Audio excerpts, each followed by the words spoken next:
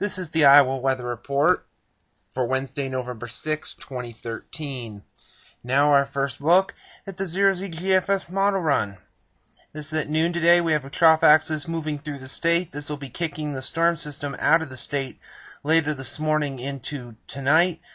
There will be some lingering rain, maybe mixed with a little bit of snow in the far eastern counties, maybe in the morning, but by midday it should be gone. Skies will clear slowly from west to east with highs pretty much in the 40s to near 50 or early day highs. Cooler air looks to reign supreme for the rest of the week. Thursday will see highs in the 40s to near 50 with mainly sunny skies around after lows dropping back into the 20s to near 30. And that looks to be the case Friday morning as well. Lows in the 20s to near 30, but then it'll quickly rise into the 50s across the state as winds turn southwesterly ahead of the next storm system. Now this storm system will come through late Friday into Saturday, but a lot of the precipitation will be north of the state, so it looks a lot drier. So Saturday we could see some more sunshine than we did on this time yesterday with highs around 50 or so, but the colder air will start to seep in on Sunday, and that could drop the temperatures maybe a degree or two with one high pressure moving off into Illinois. It's that high pressure over Saskatchewan that then starts to nose its way down as we head into the next work week here on Monday. It'll be moving into North Dakota. That's going to drop temperatures down into at least the 40s to near 50 on Monday as the cold high pressure moves to the south and east. It kind of gets bumped up to the north and east with a little disturbance that looks to come through here on Tuesday.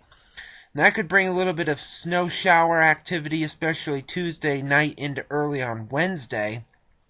And speaking of Wednesday, next Wednesday you can see we have a trough axis off the New England and Mid-Atlantic coast.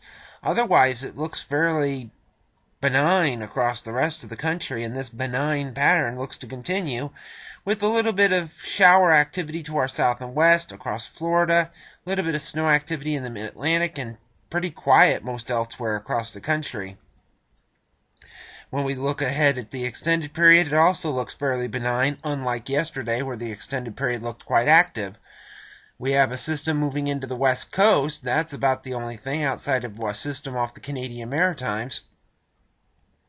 And around here, it could be a little bit showery around here. Temperatures around 50 or so. With the storm system moving off the New England coast, that could sideswipe New England and the Canadian Maritimes with some rain and or snow. And then at the end of the forecast on November the 21st, we have a upper level feature kind of kicking out across Pennsylvania and New York and the eastern Great Lakes. Otherwise, kind of a slight west-northwesterly flow aloft. A disturbance moving across the U.S.-Canadian border region could scrape northern Minnesota with some snow. But around here, it looks to be fairly tranquil, fairly calm, and temperatures around 50, which by that point will be just slightly above average. Satellite image from last evening, we had the storm system moving through the state with some showers, a few thunderstorms down in Kansas and Oklahoma last evening.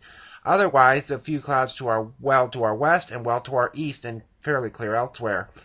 Watch warning map from last evening, we had some winter weather advisories from Nebraska northeastward to Wisconsin and the UP at Michigan. We had a freeze watch across Oklahoma and Texas. Elsewhere, it was fairly quiet. QPF chart, precipitation over the next 5 days through Sunday evening at 6 o'clock showing, well, this is going to be all falling tonight, or last night I should say, and into this morning because it's going to be dry for the next couple of days.